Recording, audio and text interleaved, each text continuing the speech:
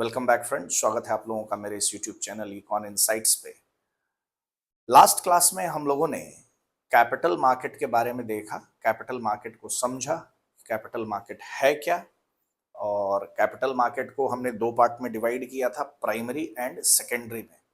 Primary market जो था वो न्यू इशू से रिलेटेड था, वहां पे नई सिक्योरिटीज इशू की जा रही थी, जबकि जो सेकेंडरी मार्केट था वो एग्जिस्टिंग सिक्योरिटीज के ट्रेड से संबंधित था। डिटेल डिफरेंस हमने लास्ट क्लास में किया।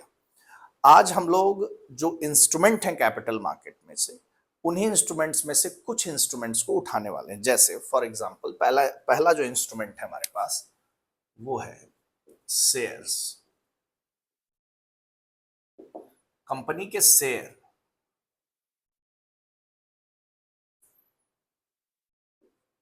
शेयर क्या होता है? शेयर सामान्य शब्दों में देखा जाए तो हिस्सा। तो जो शेयर होता है ये कंपनी की जो पूंजी होती है उसका सबसे छोटा हिस्सा होता है। शेयर जो कंपनी की कैपिटल है उसका सबसे छोटा पार्ट है, smallest, it is the smallest part of companies capital. ठीक है, कंपनी की जो पूरी पूंजी है उसे शेयर्स में डिवाइड किया जाता है। अगर कंपनी की पूंजी हम 100 मान लें, लेट से 100 रुपीज कंपनी की पूंजी है, तो ये कंपनी अपने इस पूंजी को शेयर्स में डिवाइड कर सकती है। मान लीजिए अगर इस कंपनी की पूंजी को, जो कि 100 रुपीज की है, इसे हम 1 शेयर 1 रुपीज में डिवाइड करते हैं, तो इस हिसाब से देखा जाए तो कंपनी के पास कुल टोटल 100 शेयर्स होंगे। यानी कंपनी के टोटल शेयर्स की अगर हम वैल्यू निकाल लें कितने शेयर्स हैं, तो हमें कंपनी की पूंजी का अनुमान लग जाएगा, कंपनी की पूंजी के बारे में पता लग जाएगा। तो जो शेयर्स होते हैं वो कंपनी की पूंजी का सबसे छोटा हिस्सा होते हैं, स्मॉलेस्ट पार्ट होते हैं। पहली बात तो आप ये जान लीजिए। अब जो शेयर होल्डर होता है, ध्यान रखिएगा, जो शेयर होल्डर है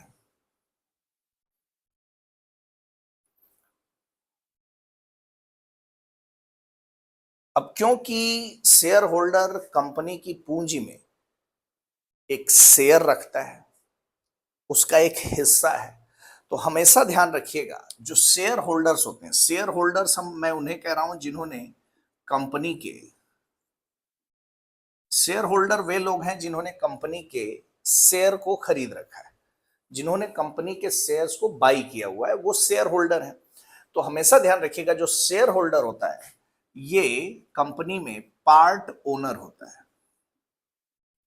पार्ट ओनर मैं इसलिए कह रहा हूं कि जितना हिस्सा उसके पास है उतने हिस्से का वो मालिक है, ओनर है। जैसे अगर एक जमीन है, 4 भाई है, चारों भाइयों में अगर जमीन बराबर बराबर बांट दी जाए तो जो जमीन का जो हिस्सा जिस भाई के हक में आता है वो भाई उसका मालिक होता है, ओनर होता है ना। अब ओनर होने का मतलब ये होता है कि आपको दोनों बातों का सामना करना पड़ सकता है, यानी कि आपको प्रॉफिट भी हो सकता है, आपको लॉस भी हो सकता है। जो शेयर होल्डर होता है वो प्रॉफिट और लॉस दोनों बियर करता है। ठीक, ये बात समझ में आ गई? शेयर होल्डर, ओनर, तो ये कंपनी के ओनरशिप से संबंधित है। जो शेयर्स हैं, जो शेयर होल्डर है, या जो शेयर्स की बात हम जब कर रहे हैं तो हम कंपनी के ओनरशिप से बात कर रहे हैं। जितना शेयर जो व्यक्ति रखेगा कंपनी में उतने का वो मालिक होगा, ओनर होगा। ठीक है, ध्यान रखिएगा जो शेयर होल्डर्स होते हैं इनके पास वोटिंग राइट्स भी होता है, और ये कंपनी की जो एनुअल जनरल मीटिंग होती है, एजीएम, उसमें भी पार्टिसिपेट कर सकते हैं। कंपनी के एजीएम जो एनुअल जनरल मीटिंग होती है उसमें पार्टिसिपेट करते हैं, वोटिंग राइट्स रखते हैं। ठीक, तो ये है हमारे शेयर। अब ध्यान रखिएगा शेयर दो प्रकार का है, एक है इक्विटी शेयर और दूसरा है प्रेफरेंस शेयर।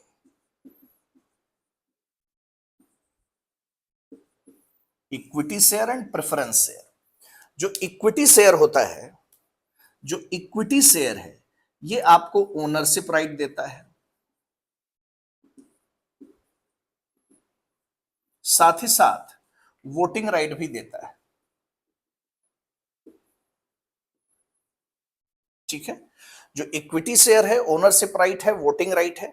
जो प्रेफरेंस शेयर है ये फिक्स्ड रिटर्न कैरी करते हैं अपने साथ,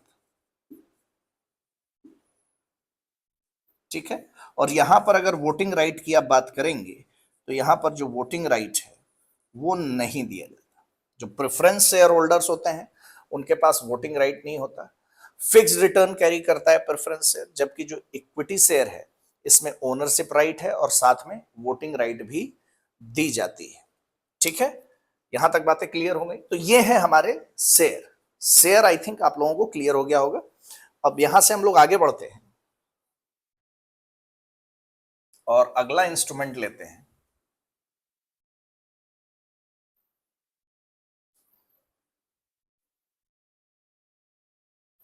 जो कि है डिबेंचर या बॉन्ड, जो भी कह लें।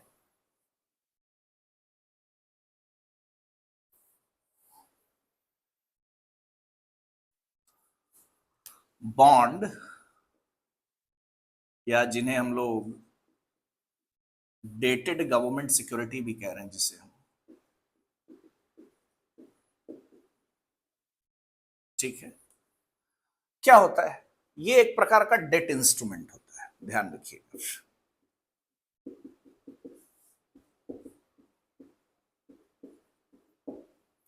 It is a type of debt instrument. Debt instrument कैसे है, क्या होता है, पीस ऑफ पेपर है, मान लीजिए इस पर सर्टेन अमाउंट लिखा हुआ है, ठीक है। इस पर सर्टेन रेट ऑफ इंटरेस्ट है और इस पर इसका सर्टेन मेच्योरिटी पीरियड है, ठीक है। ये प्रॉपर्टी है, ये एक गवर्नमेंट सिक्योरिटी है या बॉन्ड पेपर है, जो भी कह, ठीक है। अब जो व्यक्ति, जो पर्सन इस बॉन्ड को खरीदेगा, जाहिर सी बात है इसे किसने जारी किया है, गवर्नमेंट ने जारी किया है। अब मैं इस बॉन्ड पेपर को खरीदूंगा, तो अगर मैं इसे बाई करता हूं तो मैं गवर्नमेंट को क्या दूंगा, मनी दूंगा, पैसा दूंगा। जो पैसा लेता है वो डेटर होता है, जो पैसा देता है वो क्रेडिटर होता है। इसीलिए क्योंकि बॉन्ड या गवर्नमेंट सिक्योरिटीज का यूज करके गवर्नमेंट आम जनता से या इंस्टीट्यूशन से पैसा कलेक्ट करती है, एक प्रकार का डेट होता है। इसीलिए बॉन्ड्स को, डेटेड गवर्नमेंट सिक्योरिटीज को, या सिमिलरली डिबेंचर्स को भी हम लोग क्या नाम देते हैं, डेट इंस्ट्रूमेंट नाम देते हैं। ये एक प्रकार के ऋण यंत्र हैं, ऋण उपकरण हैं हम जिन्हें कहें। और ये ऋण उपकरण के माध्यम से इनका यूज करके सरकारें और कंपनियां क्या करती हैं, ऋण लेती हैं, बोरो करती है, फंड कलेक्ट करती हैं, ठीक है। ध्यान रखिएगा, ये जो डेटेड गवर्नमेंट सिक्योरिटीज होती हैं, अब क्योंकि ये एक डेट इंस्ट्रूमेंट है तो यहां पर शेयर जैसे कोई ओनरशिप वाली बात नहीं है, यहां पर कुछ ओनरशिप जैसी बात नहीं है। यहां पर सिंपल ये है कि मैंने ये पेपर लिया है, आप प्रॉफिट में है, लॉस में है, इससे फर्क नहीं पड़ता।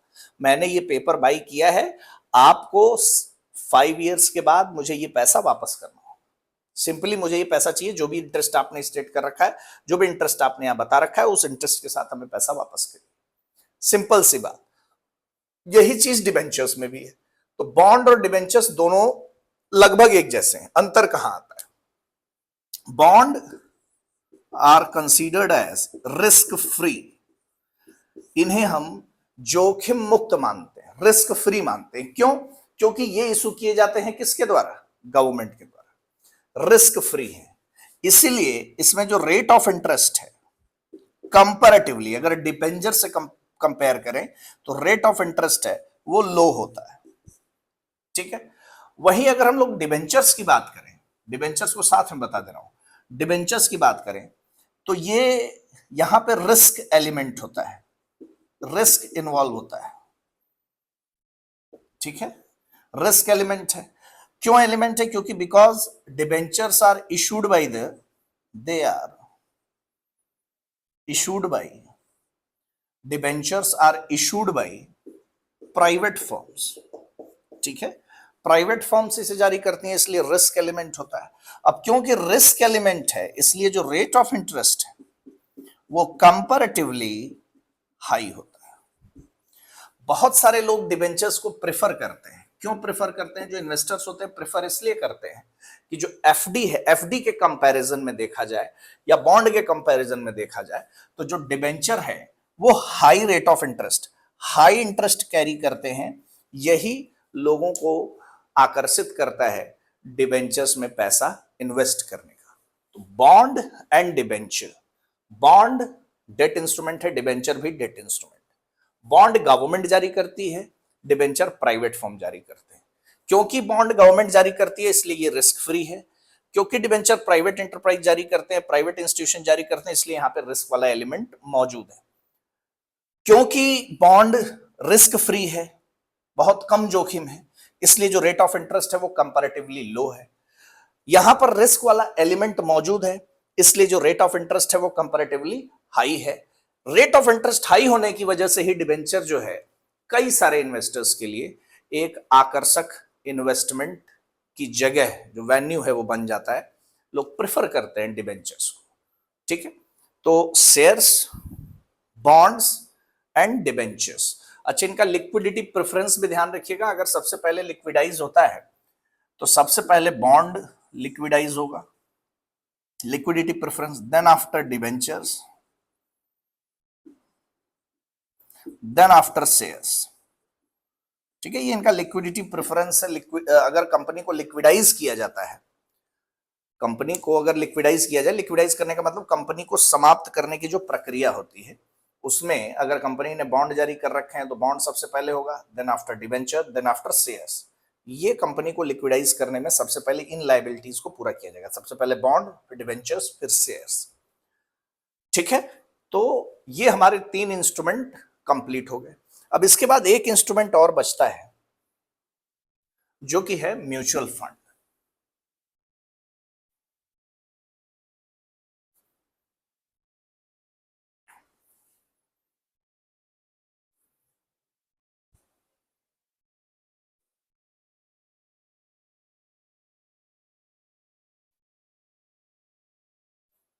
फिलहाल के लिए यहां समझा दे रहा हूं। म्यूचुअल फंड पर अगर आप लोग कहेंगे तो एक सेपरेट वीडियो भी लेकर के चलाऊंगा, उसके बेसिक समझा दे रहा हूं म्यूचुअल फंड काम कैसे करता है।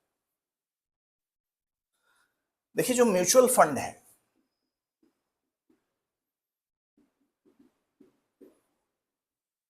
इसमें एक इंस्टीट्यूशन होता है, म्यूचुअल फंड इंस्टीट्यूशन।